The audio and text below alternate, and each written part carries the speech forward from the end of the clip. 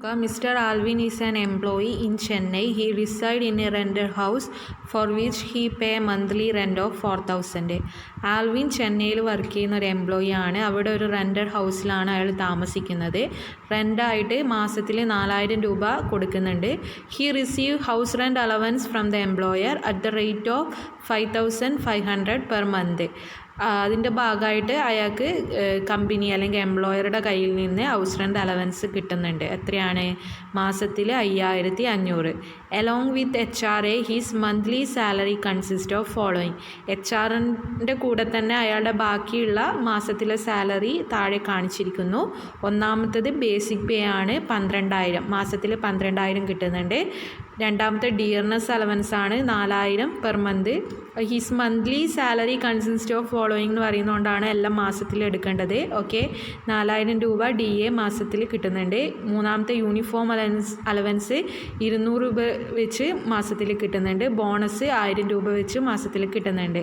നിങ്ങളോട് compute taxable portion of HRAയുടെ taxable പോർഷനാണ് കാണാൻ പറയുന്നത് ഫോർ ദ ഇയർ 2020-21. അപ്പോൾ ഈ പ്രോബ്ലം എങ്ങനെ നമുക്ക് സോൾവ് ചെയ്യാമെന്ന് നോക്കാം. ആദ്യം ഞാൻ പഠിപ്പിച്ച ആ ഒരു ഫോർമാറ്റിൽ എന്ത് ചെയ്യുക, കോളം വരയ്ക്കുക. 3 കോളം വരയ്ക്കുക, ഒരു പർട്ടിക്കുലേഴ്സ് കോളും 2 എമൗണ്ട് കോളും അല്ലേ. അതിന് ഹെഡിങ് ആയിട്ട് കൊടുക്കേണ്ടത് calculation of taxable HRA for the year 2020-21 എന്നായിരിക്കണം. ഓക്കെ, നമുക്ക് പ്രോബ്ലത്തിലേക്ക് പോവാം. കോളം വരച്ച് വെച്ചിട്ടുണ്ട്. ആദ്യം നമ്മൾ HRA റിസീവ്ഡ് എന്ന് എഴുതുക. അതായത് ആ എംപ്ലോയിക്ക് ആൽവിന് കിട്ടിയ HRA എത്രയാണെന്ന് നോക്കാം. ക്വസ്റ്റ്യനിൽ എത്രയാണ് അയാൾക്ക് കിട്ടിയ HRA? മാസത്തിൽ 5,500 രൂപയാണ് അയാൾക്ക് കിട്ടിയ HRA. അപ്പം നമ്മൾ ആനുവൽ ആയിട്ടാണ് എഴുതേണ്ടത്. നമ്മൾ 2020-21 കാണുന്നത്. അപ്പം 2020-21 എത്ര മാസമുണ്ട്? 12 മാസമാണുള്ളത്. അപ്പോൾ ഒരു മാസത്തെ തന്നിരിക്കുന്നത് 5,500 ആണ് HRA. അപ്പം ഇൻറ്റു 12 ചെയ്താൽ നമുക്ക് ആ ഒരു വർഷത്തെ HRA റിസീവ്ഡ് എമൗണ്ട് കിട്ടും. എത്രയാണ്? 66,000 കിട്ടും. അത് രണ്ടാമത്തെ എമൗണ്ട് കോളത്തിൽ എടുത്തെഴുതുക. ഇനി നെക്സ്റ്റ് ഫോർമാറ്റിലെ പോലെ തന്നെ less least of the following എഴുതുക. ഫോർമാറ്റിൽ നമ്പർ 1 എന്താണ്? Actual amount received. അതങ്ങനെ എഴുതുക. എന്നിട്ട് ഈ ആക്ച്വൽ എമൗണ്ട് റിസീവ്ഡിൽ ഏത് ഫിഗർ തന്നെയാണ് എഴുതേണ്ടത്? അയാൾ റിസീവ് ചെയ്ത ആ HRA ഫിഗർ തന്നെയാണ് എഴുതേണ്ടത്. അത് അതുപോലെ എടുത്തെഴുതുക, 66,000. ഓക്കെ, ഇനി നെക്സ്റ്റ് എഴുതേണ്ട റെൻറ്റ് പെയ്ഡ് മൈനസ് 10% ഓഫ് സാലറിയാണ്. അപ്പോൾ നമുക്ക് റെൻറ്റ് പെയ്ഡ് കണ്ടുപിടിക്കണം, അതുപോലെ 10% ഓഫ് സാലറിയും കാണണം. ആദ്യം നമുക്ക് റെൻറ്റ് പെയ്ഡ് കാണാം. സോ അതിന് വേണ്ടിയിട്ട് ഒരു മൂന്നാമത്തെ ഇത് എഴുതിയിട്ട് ആ ഒരു ഫിഗറെല്ലാം ചെയ്യാനുള്ള ഒരു സ്പേസ് അവിടെ വിട്ടിട്ട് വർക്കിംഗ് നോട്ട് എന്ന് പറഞ്ഞ് താഴെ എഴുതുക. എന്നിട്ട് റെൻറ്റ് പെയ്ഡ് അവിടെ ചെയ്ത് വെക്കുക. റെൻറ്റ് പെയ്ഡ് എത്രയാണ്? റെൻറ്റ് അയാൾ മാസത്തിൽ കൊടുക്കുന്ന റെൻറ്റ് ക്വസ്റ്റ്യനിൽ നോക്കുക. He reside in A rented house four which he pay monthly rent of 4,000 എന്നാണ് പറയുന്നത്. അപ്പം 4,000 രൂപയാണ് അയാൾ മാസത്തിൽ കൊടുക്കുന്ന റെൻറ്റ്. അപ്പം ഒരു വർഷം വെച്ചിട്ട് 4,000 × 12 എത്ര കിട്ടും? 48,000 കിട്ടും. റെൻറ്റ് പെയ്ഡ് കിട്ടി. ഇനി നെക്സ്റ്റ് വേണ്ടത് എന്താണ്? 10% ഓഫ് സാലറിയാണ്.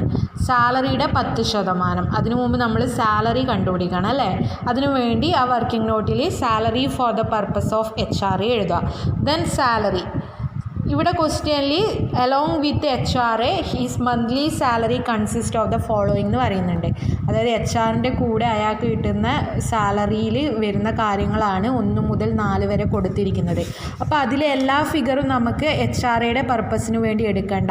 നമ്മൾ എന്താണോ ആ ഒരു ഫോർമാറ്റിൽ പഠിച്ചത് ആ ഒരു സാലറി മാത്രമേ നമുക്ക് വേണ്ടൂ. എന്തൊക്കെയാണ് നമ്മൾ സാലറിയിൽ പഠിച്ചിട്ടുണ്ടായിരുന്നത്? ബേസിക് സാലറി എടുക്കണം, ബേസിക് സാലറി എടുക്കണമെന്ന് പഠിച്ചിട്ടുണ്ടായിരുന്നു. പ്ലസ് ക്വസ്റ്റ്യനിൽ ബേസിക് സാലറി ഉണ്ടല്ലേ. ബേസിക് പേ എന്ന് പറഞ്ഞ് തന്നിട്ടുണ്ട്. എത്രയാണ്? 12,000. അപ്പോൾ ആ ബേസിക് സാലറി എടുക്കണം. രണ്ടാമത് എന്താണ് തന്നിരിക്കുന്നത്? ഡിയർനെസ് അലവൻസ് ആണ് ക്വസ്റ്റ്യനിൽ തന്നിരിക്കുന്നത്. നമ്മൾ ഫോർമാറ്റിൽ പഠിച്ച കാര്യം ഡിയർനെസ് അലവൻസ് എടുക്കണം. പക്ഷെ അതിൻ്റെ കൂടെ എന്തും വേണം? ഒന്നുകിൽ ഫോമിംഗ് പാർട്ട് ഓഫ് പേ എന്ന് പറയണം, അല്ലെങ്കിൽ enter in to retirement benefit എന്ന് പറയണം, അല്ലെങ്കിൽ the employment term of employments of provide എന്ന് പറയണം. ഇങ്ങനെ ഈ പറയുന്ന 3 കാര്യങ്ങളിൽ ഏതെങ്കിലും ഒന്ന് ആ DAയുടെ കൂടെ സ്പെസിഫൈ ചെയ്താൽ മാത്രമേ DA എടുക്കേണ്ട ആവശ്യമുള്ളൂ. അതുകൊണ്ട് തന്നെ ഇവിടെ നമുക്ക് സാലറിയിൽ DA എടുക്കേണ്ട. കാരണം അവിടെ ഒന്നും ഒന്നും അതിൻ്റെ കൂടെ പറയുന്നില്ല, സ്പെസിഫൈ ചെയ്തിട്ട് ഒന്നും തന്നിട്ടില്ല, അതുകൊണ്ട് എടുക്കേണ്ട ആവശ്യമില്ല. മൂന്നാമത് തന്നത് യൂണിഫോം അലവൻസ് ആണ്. നമ്മൾ പഠിച്ച ആ സാലറി എന്താണെന്നുള്ള കാര്യത്തിൽ യൂണിഫോം അലവൻസ് എന്ന് പറയുന്ന ഒരു ഐറ്റം ഇല്ലായിരുന്നു. ഓക്കെ, അതിലുള്ള കാര്യങ്ങൾ മാത്രമേ എടുക്കണ്ടൂ. അപ്പോൾ യൂണിഫോം അലവൻസ് എടുക്കേണ്ട ആവശ്യമില്ല. നാലാമത് നമ്മൾ ബോണസാണ് തന്നിരിക്കുന്നത്. ബോണസും നമ്മൾ ആ പറഞ്ഞ സാലറിയിൽ പഠിച്ചിട്ടില്ല, അപ്പോൾ അതും എടുക്കണ്ട. അന്നേരം ഏത് മാത്രമേ എടുക്കേണ്ട ആവശ്യമുള്ളൂ? ബേസിക് സാലറി മാത്രമേ എടുക്കേണ്ട ആവശ്യമുള്ളൂ. അപ്പം അത് ബൈ ഹാർട്ട് ചെയ്യണം. HRA പർപ്പസിന് വേണ്ടിയിട്ടുള്ള സാലറി എന്ന് പറയുന്നത് ബേസിക് പേ അല്ലെങ്കിൽ basic salary, DA foaming part of pay അല്ലെങ്കിൽ ആ പറയുന്ന മറ്റ് 2 കാര്യങ്ങൾ വേണം. അതുപോലെ പ്ലസ് ഡിയർനെസ് പേ ക്വസ്റ്റ്യനിൽ തന്നിട്ടുണ്ടെങ്കിൽ എടുക്കണം, പ്ലസ് പെർസെൻറ്റേജ് കമ്മീഷൻ ക്വസ്റ്റ്യനിൽ തന്നാൽ എടുക്കണം. ഇത്രയും കാര്യങ്ങളാണ് നമ്മൾ സാലറിക്ക് വേണ്ടി എടുക്കേണ്ടത്. ഇവിടെ നമ്മൾക്ക് ക്വസ്റ്റ്യനിൽ ആകെ ബേസിക് പേ മാത്രമേ തന്നിട്ടുള്ളൂ. ബാക്കി 2 മുതൽ 4 വരെയുള്ള കാര്യങ്ങൾ നമ്മൾ എടുക്കേണ്ട ആവശ്യമില്ല, അതുകൊണ്ട് എടുക്കുന്നില്ല. അപ്പോൾ ബേസിക് പേ എത്രയാണ് തന്നിരിക്കുന്നത്? 12,000 ആണ് തന്നത് അല്ലേ, 12,000 ആണ് തന്നത്. അപ്പോൾ അത് മാത്രമേ നമുക്ക് ആവശ്യമുള്ളൂ, 12,000. അത് മന്ത്ലി ആണ് തന്നിരിക്കുന്നത്, അതിനെ എന്ത് ചെയ്യണം? ഇയറിലേക്ക് മാറ്റണം. അപ്പോൾ 12,000 × 12 കാണും, എത്ര കിട്ടും? 1,44,000 കിട്ടും സാലറി. സാലറി കിട്ടിക്കഴിഞ്ഞാൽ എന്താണ് വേണ്ടത്? നമുക്ക് സാലറിയുടെ 10% കാണേണ്ടത് അല്ലേ, 10% ഓഫ് സാലറി. അത് വർക്കിംഗ് നോട്ടിൽ തന്നെ ചെയ്തു വെക്കുക. 10% ഓഫ് സാലറി എത്രയാണ് വരിക?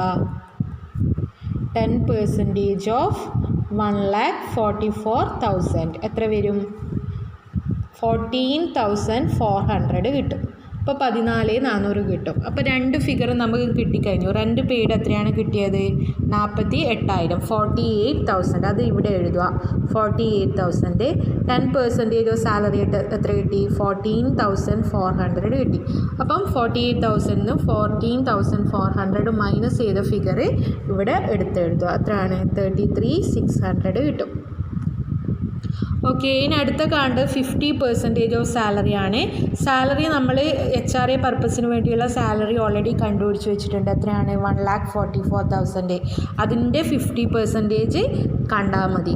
അപ്പം 50% ഓഫ് സാലറി വർക്കിംഗ് നോട്ടിൽ ചെയ്ത് വെക്കുക. ഇല്ലെങ്കിൽ ആ മേലെ ഫോർമാറ്റിൽ ചെയ്താലും മതി, കുഴപ്പമൊന്നുമില്ല, നിങ്ങളുടെ സൗകര്യം പോലെയാണ്. ആൻസർ ശരിയായാൽ മതി. ഓക്കെ, 50% ഓഫ് 1,44,000 കാണും. എത്ര വരും? 72,000 കിട്ടും. ഇവിടെ എന്തുകൊണ്ടാണ് 50% നമ്മൾ എഴുതിയത് ഫോർമാറ്റിൽ? അത് പറയാൻ പറ്റുമോ? എന്തുകൊണ്ടാണ് 50 എഴുതിയത്? ഒന്നുകിൽ 50 അല്ലെങ്കിൽ 40 ആണ് എഴുതേണ്ടത്. ഇവിടെ ആൽവിൻ എന്ന് പറയുന്ന എംപ്ലോയി എവിടെയാണ് വർക്ക് ചെയ്യുന്നത് നോക്കുക? ചെന്നൈയിലാണ്. അപ്പോൾ ചെന്നൈയിൽ തന്നെയാണ് അയാൾ ഹൗസ് വാടകയ്ക്ക് എടുത്തിട്ടുള്ളത്. അപ്പം ചെന്നൈ, മുംബൈ, ഡൽഹി, കൽക്കത്ത ഈ 4 സ്ഥലങ്ങളിലാണെങ്കിൽ 50% ആണ് കാണേണ്ടത്. മറ്റുള്ള പ്ലേസ് ആണെങ്കിൽ 40% ആണ് കാണേണ്ടത്. അതുകൊണ്ടാണ് ഈ ഫോർമാറ്റിൽ ഡയറക്റ്റ് 50% ഓഫ് സാലറി എന്ന് എഴുതാൻ കാരണം. അപ്പം മറ്റുള്ള പ്ലേസ് ആണ് തന്നിട്ടുണ്ടെങ്കിൽ ഇവിടെ എഴുതേണ്ട 40% ഓഫ് സാലറി എന്നാണ്. ഓക്കെ, അപ്പോൾ 50% ഓഫ് സാലറി കണ്ടുപിടിച്ച് കഴിഞ്ഞു. എത്രയാണ് കിട്ടിയത്? 72,000 കിട്ടിയിട്ടുണ്ട്. അപ്പോൾ നമ്മൾ 3 ഫിഗറും കണ്ടു. ഇനി ചെയ്യേണ്ടത് less least of the following എന്നാണ്. അതായത് ഈ പറയുന്ന 3 ഫിഗറിൽ ഏതാണ് കുറവ് ഫിഗർ എന്ന് വെച്ചാൽ അതാണ് കുറക്കാൻ എടുക്കേണ്ടത്. അപ്പോൾ ഏതാണ് ഏറ്റവും ലീസ്റ്റ് എമൗണ്ട്? 33,600 ആണ് അല്ലേ. അപ്പോൾ ആ ഫിഗർ എന്ത് ചെയ്യുക? സെക്കൻഡ് കോളത്തിൽ എടുത്തെഴുതുക. സെക്കൻഡ് എമൗണ്ട് കോളത്തിൽ എടുത്തെഴുതുക. ദെൻ ഇനി എന്ത് ചെയ്യണം? ലെസ് ആണ്, less least of the following. താഴെ തന്നിരിക്കുന്ന 3 കുറവ് ഫിഗർ ഏതാണോ അത് കുറക്കുക എന്നാണ് പറയുന്നത്. അപ്പോൾ ആ കുറവ് ഫിഗറാണ് 33,600. അത് കുറക്കുക. ഏതിനോടാണ് കുറക്കേണ്ടത്? നേരത്തെ എഴുതിയ HRA റിസീവ്ഡ് 66,000 നിന്നാണ് 33,600 കുറക്കേണ്ടത്. കുറച്ചാൽ നിങ്ങൾക്ക് 32,400 കിട്ടും. ഇതാണ് ആൻസർ. Taxable HRA. സിമ്പിളാണല്ലോ. ആ സാലറി മാത്രം പഠിച്ചാൽ മതി. എന്തൊക്കെ സാലറിയിൽ എടുക്കണം എന്നുള്ള കാര്യം മാത്രം ബൈ ഹാർട്ട് ചെയ്താൽ മതി. എന്നാലേ നമുക്ക് ശരിയായിട്ടുള്ള ആൻസർ കിട്ടും. ഒന്നും അങ്ങോട്ടും ഇങ്ങോട്ടും മാറിപ്പോകാൻ പാടില്ല. സോ ഈ ഒരു ടാക്സബിൾ HRA നമുക്ക് 32,400 കിട്ടി. ഇതിൻ്റെ മീനിങ് എന്ന് പറയുന്നത് ഇപ്പം HRA അയാൾക്ക് കിട്ടിയ HRA എത്രയായിരുന്നു? 66,000 ആയിരുന്നു. ആ 66,000-ൽ 32,400 എന്ന് പറഞ്ഞ ആ ഒരു ഫിഗറിന് മാത്രമേ ആൽവിൻ എന്ന് പറയുന്ന വ്യക്തി ടാക്സ് കൊടുക്കണ്ടു. അതാണ് ഇതിൻ്റെ മീനിങ്. അപ്പം ബാക്കി വരുന്ന 33,600 അയാൾ ടാക്സ് കൊടുക്കണ്ട. അതാണ് അയാളുടെ ടാക്സ് കൊടുക്കാത്ത ഫിഗർ. ഓക്കെ, ആ ഫിഗറാണ് ഈ 33,600 അല്ലേ. 66,000 33,600 നമ്മൾ മൈനസ് ചെയ്യുന്നത്. അതിനർത്ഥം എന്താണ്? 66,000 33,600 എന്ന് പറയുന്ന ഫിഗറിന് എന്ത് കൊടുക്കണ്ട? ടാക്സ് കൊടുക്കണ്ട. സോ ഈ ഒരു ഫിഗറിനെ വിളിക്കുന്ന പേര് എക്സംപ്റ്റഡ് എമൗണ്ട് എന്നാണ്. So exempted amount equal to 33,600. ഈ മീനിങ് നിങ്ങൾ കൃത്യമായി മനസ്സിലാക്കിയിരിക്കണം. അല്ലാതെ വെറുതെ അങ്ങ് ഫോർമാറ്റ് പഠിച്ചാൽ പോരാ. ഈ മീനിങ് എല്ലാം മനസ്സിലാക്കിയാൽ തന്നെ നിങ്ങൾക്ക് ഓട്ടോമാറ്റിക് ചെയ്യാനുള്ള ഒരു ഐഡിയ കിട്ടും. അതുകൊണ്ടാണ് പറഞ്ഞു തരുന്നത്. 66,000 33,600 ഈ ഒരു ആൽവിൻ എന്ന് പറയുന്ന വ്യക്തി ടാക്സ് കൊടുക്കണ്ട. പകരം 32,400 ബാലൻസ് വരുന്ന 32,400 ആ വ്യക്തി ടാക്സ് കൊടുക്കേണ്ടത്. അപ്പോൾ ഇതിൽ ടാക്സ് കൊടുക്കേണ്ട HRA എന്ന് പറയുന്നത് 32,400. അതുകൊണ്ടാണ് ഇതിനെ ടാക്സബിൾ HRA എന്ന് വിളിക്കുന്നത്. ഈ 33,600 എന്ന് പറയുന്നത് ടാക്സിൽ എക്സംപ്റ്റഡ് ആയ ഫിഗറാണ്. ടാക്സ് ഒഴിവായി പോയ ഫിഗറാണ്. അതുകൊണ്ട് തന്നെ അതിനെ നമുക്ക് എക്സംപ്റ്റഡ് എമൗണ്ട് എന്ന് വിളിക്കാം. ഓക്കെ, ഇതാണ് കമ്പ്യൂട്ടേഷൻ.